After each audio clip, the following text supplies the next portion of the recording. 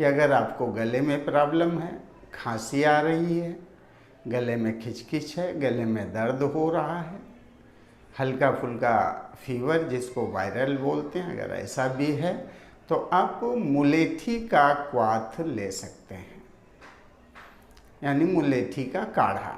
अब मुलेठी का काढ़ा बनाना बड़ा आसान है। 2 कप पानी डालें एक भगोने में और 1 छोटा चम्मच यानी 4 से 5 ग्राम मुलेठी उसके अंदर डाल दें, और चाहें तो थोड़ी शक्कर मिला सकते हैं, शक्कर या मिश्री, न चाहें तो ना मिलाएं।